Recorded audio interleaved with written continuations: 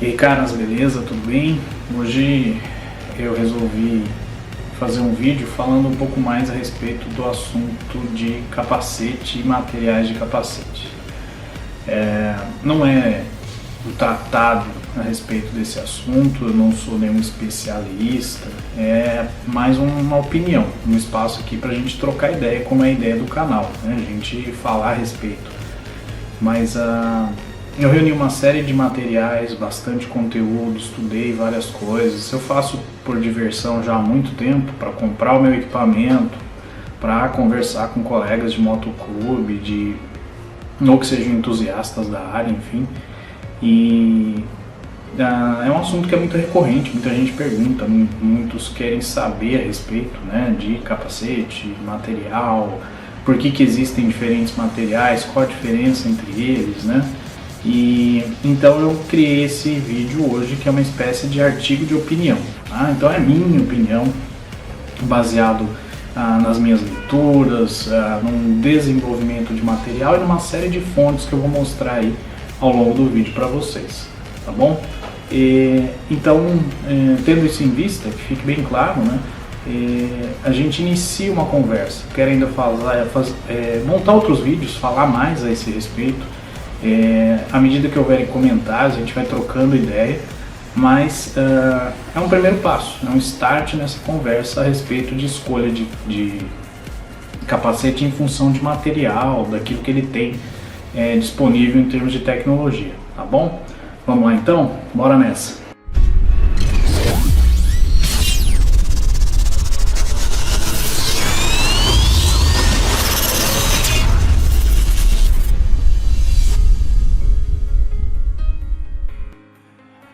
Bora lá então, pessoal. Vou usar aqui um capacete como exemplo e separei meu texto aqui num roteiro. Quero seguir ter uma sequência lógica de raciocínio para tentar fazer com que vocês possam acompanhar aquilo que eu pensei a respeito do assunto, tá? Só óbvio que o que eu pensei não é fruto da minha cabeça só, é meu entendimento de muita leitura, de uma série de materiais que eu consultei, que ao longo do tempo eu vou inclusive citar, vou colocar aqui na referência, vou mostrar vídeos para vocês e a gente vai desenvolver esse raciocínio, tá? A ideia aqui partiu disso, né? Iniciar o assunto pelo roteiro de material de composição, fibra ou plástico. Então antes, o que eu queria propor, né? O meu entendimento partiu do seguinte princípio: eu dividi o capacete em funções técnicas, áreas diferentes do material, ou a divisão desse material em partes do conjunto, né, que tem função diferente. Bom, como que eu fiz isso? Eu dividi ele em o casco, propriamente dito, para que a gente entenda, né, nós vamos falar de fibra e plástico, nós estamos falando do casco. Viseira, né, é uma outra função técnica diferente. Internamente, o EPS, aqui a gente vai ver a forração, né? Mas o EPS, o isopor que está lá no fundo do capacete, e a cinta jugular. Na minha forma de ver, essas são as 4 partes do capacete que tem uma função técnica específica, tá? O casco e a viseira tem uma função muito parecida, a diferença é que a viseira te dá visão, né? Então ela abre o campo de visão ali com um material que é plástico também, mas é diferente, tem uma função diferente. O EPS tem uma outra função técnica, a cinta jugular tem uma outra função técnica e o resto aí é acabamento, conforto, tá? Eu entendo que o capacete ele foi pensado, ele foi baseado no próprio sistema de proteção que o corpo já tem para o cérebro, que o corpo já tem para a cabeça. A cabeça, o crânio, ele é um sistema de proteção. Dentro do crânio tem uma série de camadas ali para proteção do cérebro, com relação a impacto, com relação às funções normais diurnas aí, dioturnas, né, o tempo todo dele.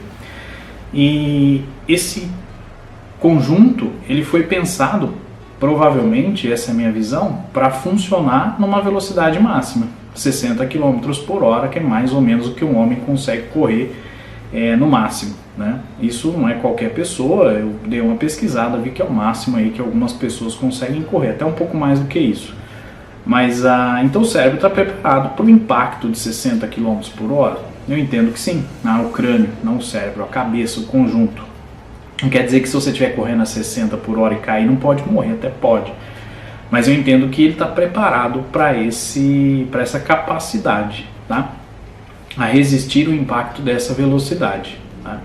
E o capacete é um complemento para esse conjunto. Ele vai fazer ampliar a capacidade de defesa que a própria cabeça já tem para proteção dos seus órgãos aqui dessa região, né, que são extremamente importantes, né, visão, né, o cérebro comanda todo o resto, enfim, isso aí vocês sabem, não vou ficar discutindo, estou só fazendo uma introdução. Tá? Então vamos começar desse entendimento, né? O casco e a função do casco, primeira parte. Então o que é o casco? Né? Essa parte externa aqui, onde estão os grafismos, tá? Sem a viseira. Então, toda essa parte ela é fabricada na mesma etapa, no mesmo conjunto, com normalmente o mesmo material, um grupo ali de materiais. Tá? Se você olhar isso historicamente, você vai ver que os primeiros cascos que se utilizou no motociclismo, né, a motocicleta foi inventada há muito tempo, não vou entrar no mérito dessa questão. No começo não se usava nenhum equipamento de proteção, à medida que ela vai ficando mais veloz, se nota ali a necessidade de um equipamento de proteção. Você vai ver que os primeiros eram, o pessoal pegava do exército, né? Pegava capacete de soldado, de aviador, de coisas que haviam disponíveis ali e criava de algum jeito, ou a partir disso fazia uso para proteção durante o motociclismo, né? As primeiras corridas ali, né? Tem documentários inúmeros a esse respeito. Tem um recente da Harley lá, vocês devem ter visto ou ouvido falar, conta muito dessa história. Mas então os primeiros cascos, eles são de uso militar, são casco de soldado. Então é aquele casco de metal básico, não tem nenhum tipo, é uma proteção só metal, não tem mais nada e uma cinta para segurar ele na cabeça. Olha lá se tem cinta ou não, né? E qual que era a preocupação disso, né? No uso militar? Perfuração principalmente, né? Não só o projétil, a balística, né? Projétil balístico, enfim, não só o projétil perfurar o crânio e matar a pessoa, mas também estilhaço de bomba, né? Estilhaço de artilharia aérea, né? Enfim, eles tinham preocupação que alguma coisa conseguisse atingir e perfurar a cabeça. Por isso que ele é de um material muito resistente, metal, né? E você vê que mesmo nesse uso, no uso militar, o capacete ele vai modernizando, os materiais vão sendo trocados e vão se notando então uma função diferente, né, para o capacete. Mesmo o capacete militar e os primeiros de moto, você vai ver muita coisa em couro, sendo utilizado couro como base, né? E partindo dessa preocupação, proteção contra algum estilhaço. Aí quando se importa isso para o motociclismo, né, se percebe, desde lá do uso militar já tinha essa percepção, tá? Mas no motociclismo vai ficando mais verdade, a preocupação com o estilhaço é muito menor, né? Você não pretende tomar um tiro andando de moto, a preocupação é cair, bater a cabeça e morrer. Não por um estilhaço, não por uma perfuração no crânio, mas sim pelo impacto da onda de choque. Então aí, mesmo lá, como eu disse, no uso militar, mas estamos falando aqui de motociclismo, né, há uma evolução do capacete para evitar, dificultar, diminuir, dispersar a propagação da onda de choque. A onda de choque ela é uma onda mecânica e eu não preciso necessariamente entrar com um objeto dentro do seu crânio para te matar. Se eu aplicar uma onda do jeito certo, na condição exata, essa onda transpassa todo o material, chega até a região do cérebro e te mata por impacto. Vai ter um videozinho aí mostrando alguma coisa a esse respeito de onda mecânica.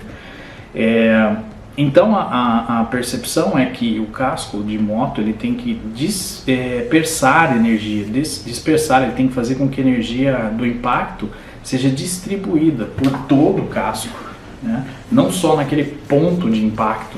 Depois se vocês quiserem dar uma lida sobre força e tensão, né? Então se eu aplico força e distribuo ela por uma área, a gente chama isso de tensão, pressão. Então se a área é pequena, a força é grande, a tensão ou a pressão é grande. Se a força é grande, mas a área é grande, a tensão diminui, porque distribui. Então o casco ele tinha que ter uma resistência para receber o impacto e distribuir no casco inteiro. Tá? E aí, ao longo de todo esse tempo, principalmente para a indústria militar, tá? Muita coisa nasce lá no uso militar e acaba vindo para o uso civil, né, regular aqui, urbano, normal. Você começa a desenvolver toda uma área ali de materiais para proteção, para os equipamentos de proteção individual. E não só para o motociclismo, mas o motociclismo, em um determinado momento, ele vira uma linha, né, de engenharia de produtos específicas só para esse segmento, porque ele passa a compensar financeiramente, né? E o estudo de onda, de propagação de onda, vai te levar a uma outra coisa interessante a respeito do casco. Ele tem que ser resistente, porque ele vai devolver parte dessa energia, né, no sentido ou na direção contrária. Então ele recebe aquele impacto e devolve, dispersa ele, distribui ele em área total. Mas também uma parte dessa energia vai se propagar. E para que a energia se propague, para que a onda mecânica se propague, ela precisa da onda de choque, ela precisa de um meio.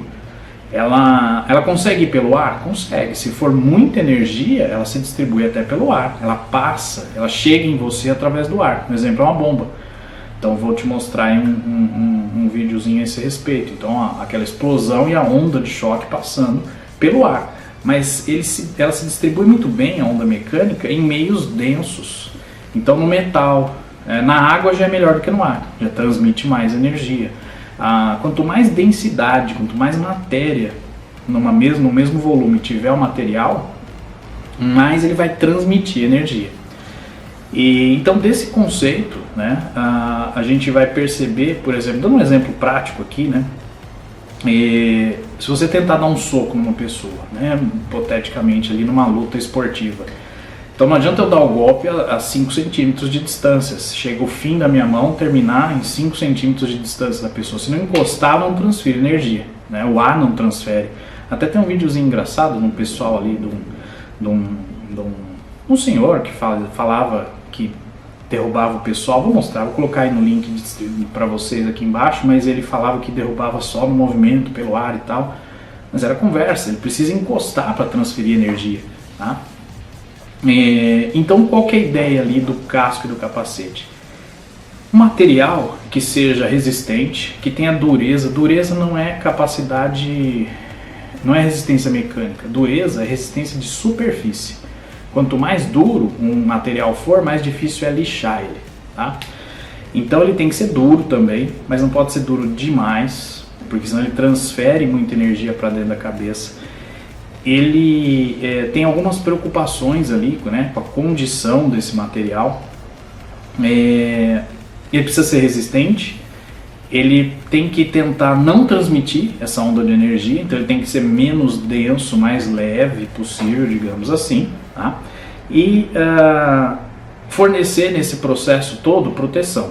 Um exemplo interessante, vou deixar aqui para vocês, é o exemplo da história do pica-pau, do passarinho. Ele, quando o pica-pau, ele faz muita força para furar uma árvore, a ponto dele poder danificar o próprio cérebro. E como é que isso não... Por que não danifica? Pra você ter uma ideia, durante as bicadinhas que ele dá lá, ele sofre uma desaceleração no cérebro de 1.200 vezes a gravidade, 1.200 G. Um homem não suporta mais que 100 G. 100 G a gente já morre. Se você estiver correndo e aplicar uma força de desaceleração, por exemplo, eu parar de uma vez um veículo muito rápido e aplicar 100 G no meu cérebro, eu morro. Simples assim. Depois tem todos aqueles cuidados para avião, para veículos de alta velocidade, etc, né? Porque eles aplicam algumas vezes a força da gravidade. Então, como é que o passarinho consegue sofrer uma desaceleração lá, né, de movimento de 1.200 G e não morrer? Ele tem todo um sistema no cérebro, vou deixar um link aqui para depois vocês darem uma lida se tiverem interesse, que trava o cérebro para ele não se mexer. Nós não temos isso, o nosso está meio que no meio líquido, né? Tem uma série de camadas e tem um líquido ali de proteção. O dele fica travado, além disso ele tem um osso poroso. Porosidade quer dizer menor densidade, porque tem poro, tem espaço vazio, então a transmissão de energia ali é menor. Então ele tem toda uma engenharia no crânio do passarinho. Você vê como Deus é perfeito, né? Tem uma engenharia no crânio do passarinho que faz com que essa energia seja distribuída e amortecida num crânio, que uma própria extensão da língua dele atrás dá a volta atrás do crânio e trava ele, segura ele aqui atrás na cabeça. Então o cérebro não se movimenta e ele consegue absorver a força desse impacto. Então a ideia do capacete, estou te contando isso tudo porque ele tem uma estrutura que vai tentar fazer essa mesma coisa. Em caso de impacto, ele tem que receber esse impacto, distribuir em área total, absorver o que for possível no próprio material, mas isso é muito difícil porque ele é um material denso, a via de regra ele já é mais denso, né? E esse material de diferente densidade vai distribuir essa energia e absorver ela antes dela chegar na sua cabeça. E aí é a importância do EPS. Já vou falar dele aqui na frente. Ele é que faz esse papel, ele é que realmente é um cara mais poroso, mais leve, né, para distribuir, para absorver essa energia melhor, né? Então a gente chega a esse conceito. O capacete como um todo ele tem que ser duro, porque também quando houver um impacto, acontecia isso muito até os anos 80, capacete mesmo de fibra de vidro, mas alguns plásticos da época muito duros, né? Então dureza, resistência de superfície, quando havia um impacto, ele quebrava um pedaço, uma ponta, e acabava às vezes aquela ponta do plástico e enfiava na cabeça da pessoa. Não que passava o crânio, aconteceu até de passar, mas a gente ouvia muito relato de acidente que o próprio capacete perfurava o crânio da pessoa, em função do tipo do plástico. Então não adianta ele só ser duro, ele tem que ser resistente, mas ele tem que ter uma certa flexibilidade para quando ele receber a onda de choque, ele absorver e conseguir distribuir e absorver parte dessa energia. E a energia que ele transpor, que vai ser para o EPS, a próxima camada, para o isopor, ela consiga ser absorvida antes de chegar no seu cérebro, porque senão é aquela história, a onda vai passar e vai te matar, mesmo com o capacete estando perfeito, tá? Isso pode, infelizmente, acontecer, né? Para a gente ir sequencialmente, a viseira, né, faz parte do casco. A ideia é exatamente a mesma. A diferença é que a viseira é um plástico transparente, tem translucidez para você poder enxergar, mas ela cabe a ela as mesmas funções, tá? Ela vai conseguir fazer? Não. Quem vai fazer é o capacete inteiro. Então aquela região ali é frágil, ela é uma região mais frágil, por isso a importância de uma boa viseira. Viseira que a gente fala assim, pô, uma viseira custa R$200, é um absurdo, é barato. Sabe por quê? Não estou defendendo o preço não, queria que fosse muito mais barato, mas aquele plástico tem que ser muito bom, para ser transparente, não lascar, não soltar pedaço que pode ir no seu olho e te proteger quase tão bem quanto o resto do casco, que tem EPS, que tem um monte de plástico, que tem forro, que tem um monte de coisa. Então a viseira é importantíssima, mas é um capítulo à parte, o vídeo já está muito grande, eu vou tentar dividir ele aqui, tá, para não ficar tão extenso, e a gente vai falando mais ao longo do tempo. A próxima camada ali, né, então 4 técnicas, né, casco, EPS, viseira e jugular. Viseira, já falamos, jugular vou adiantar, qual é a função dela, né, segurar o capacete na cabeça o tempo inteiro. Acontece isso aí, pô, demais, você vai ver muito vídeo de acidente que o capacete saiu da cabeça, e capacetes bons, não cito muitos são bons, né, mas muito bons, né, de alto desempenho, com cinta jugular do tipo com fivela duplo D, que é exigida no racing, né? Ela não tem aquele engate rápido, ainda assim consegue sair. Acontece, podem haver falhas, todo material está sujeito a falha.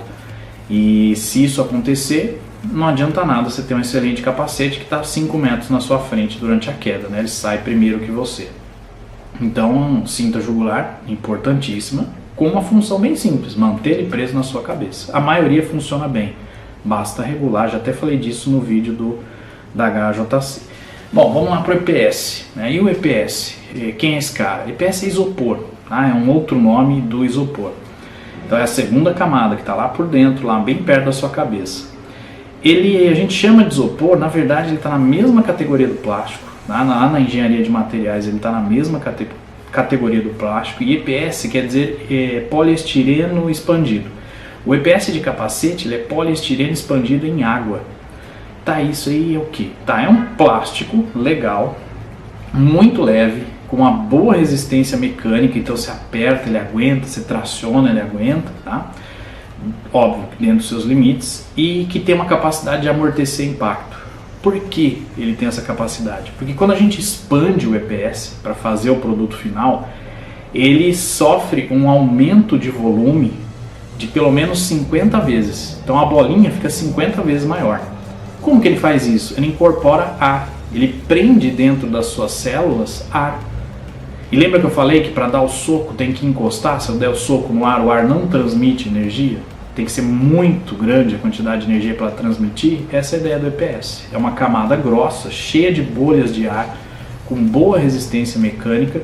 E esse meio, como ele não é denso, ele difunde energia. Ele vai fazer aquilo que a gente chama de absorção. Na verdade, a energia não consegue passar muito bem pelo EPS. Ele não transmite para a sua cabeça. Se você for analisar, salvo as devidas proporções, o EPS é tão importante quanto o casco. Talvez, dependendo do acidente que você sofrer, o EPS vai ser mais importante. O EPS que efetivamente vai receber aquela energia e não vai transmitir para dentro da sua cabeça. O EPS, então, ele é 98% ar. Ou seja, né, é um meio sem densidade que não vai transmitir energia aí durante o impacto, ou que não propaga muito bem a onda de choque. Não é que não vai propagar, mas vai amortecer então essa onda de choque. Tá?